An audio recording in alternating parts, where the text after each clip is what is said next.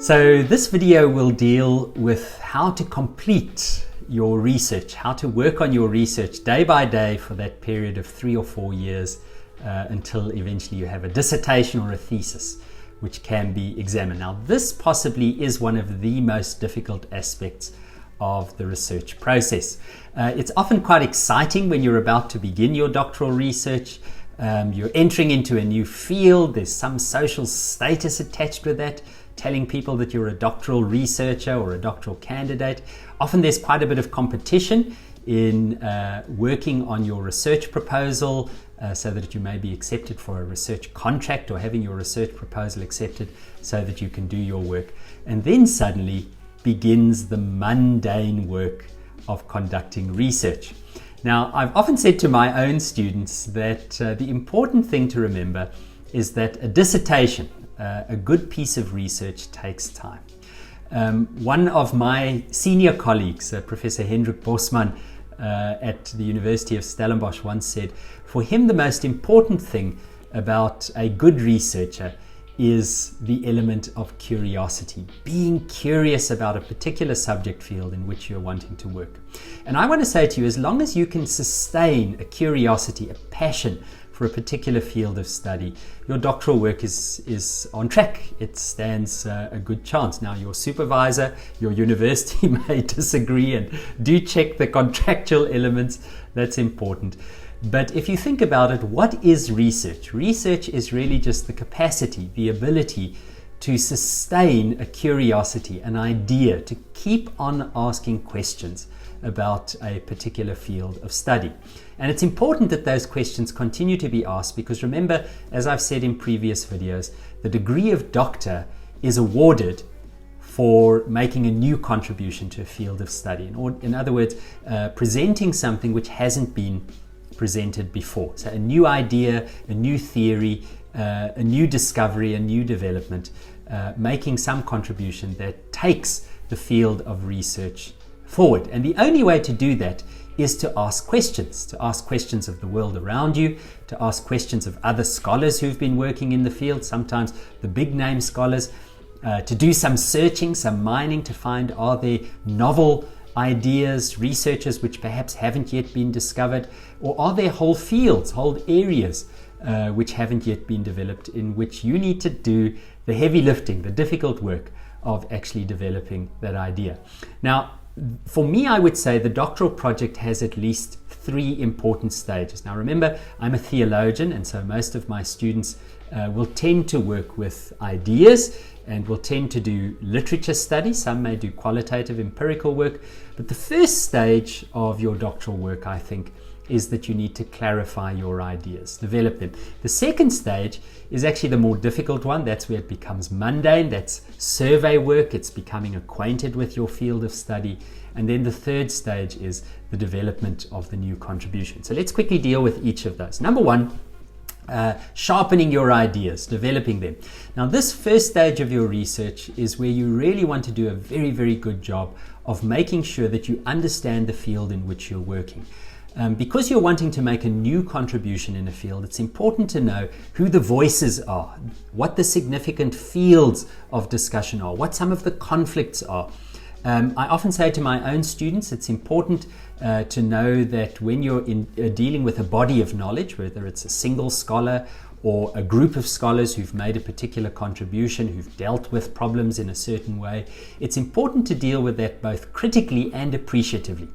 Now, very often when we find an idea that sticks, something that resonates with us, we deal with it appreciatively. We say it makes sense. We know how to work within the confines of that particular set of ideas. But it's also important to do a lot of digging to find out what is missing. For example, in our context in Africa, as you know, this video is being recorded in Sweden, but I'm a professor at a university in South Africa. In Africa, we often have to ask the question, will the ideas that come from Europe or America be suitable to the African context? Will our social identity or the construction of our societies find these ideas sufficient or useful? Do these ideas have certain limits? So that's the first phase of your research, is really developing an expertise in the field where you are. Now that can be done through interviews. It certainly needs to be done through reading You need to, at that stage, really learn how to deal with large amounts of information. Perhaps one of the most important things of a doctoral researcher is never to stop reading. And there are different tools that you can use. I use Evernote, for example, on my computer, my iPad. I catalog things that I find. I use tags to say this is an interesting idea. I keep quotations for articles, or when I was writing my books or my 2 PhDs, I would keep all of these things together so that I could put them into there and find them again. So software can help you. Some people use Atlas TI. I use Zotero, the referencing software, also to gather articles, books, and to keep track of my notes, ideas, and quotations. Often a very helpful thing at this stage is to develop a document, whether it's a mind map, I've seen some of my students using, or I tend to work with a document with headings and subheadings to begin to map out. So you should already have your research proposal. Watch the video on a research proposal if you haven't done so already, and that should give you some basic structure. It should certainly identify for you what your research problem is. It should give you your research question, your secondary research questions, and your methodology, and try and stick to that as best as you can. The second phase of your doctoral research is, once you've developed your area of expertise, is now really to begin to dive in, to work on figuring out what is exactly the new contribution, the new idea, the new way in which you're going to approach this problem. And this often takes a lot of rereading, thinking, discussing, testing your ideas, working with your supervisor, your promoter, your study leader, I don't know what it's called in your context, to try and figure out just exactly how you will configure the contribution of your particular project.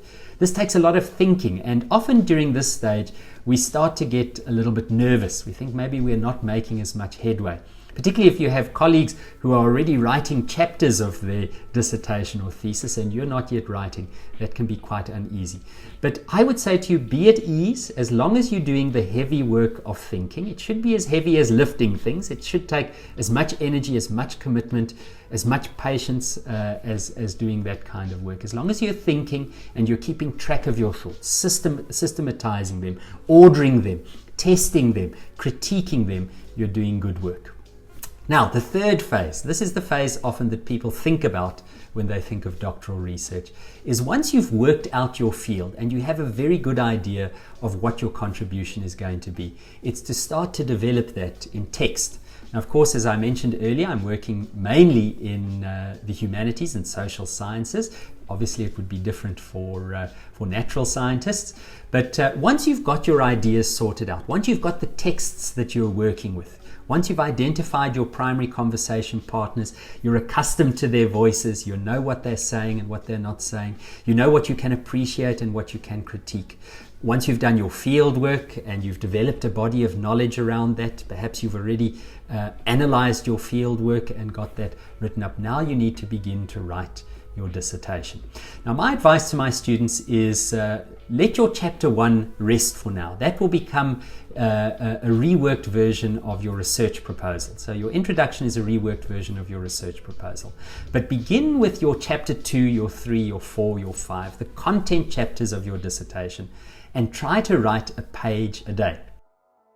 So one of the ways in which you can get your doctoral work done is just by being consistent, by working consistently on it every day. So as I mentioned, I had a place in my home where I could sit down every day. I'd negotiated with my wife, Megan, that I never had to tidy that space, that my books were always there, so that every day when I sat down and worked on my PhD, I was always re-entering at the same place. I didn't have to reacquaint myself with my readings, with my ideas. I literally just opened my document and worked every day. Now, here's the issue. Very often we think that our ideas are not good enough. We want to write the finished idea, but that is not how you write. Think about it. Most of us tend to work in an iterative manner. We need to get the thought out, and then once we have it, we need to wrestle with it a little bit. We need to think about it. We need to pull it apart. We need to strengthen it. We need to develop it. We need to write a paragraph and then rewrite it. We need to remove parts of it and add bits and look at it and see something is missing. And that can only happen in an iterative manner. So I've often said to my students, if you're struggling to write your dissertation, imagine sharing the ideas with different groups. I remember when I was working on my first PhD, the writing up phase was around about 2004, 2005, that period. I did all sorts of things just to get the ideas in text so that I could edit them.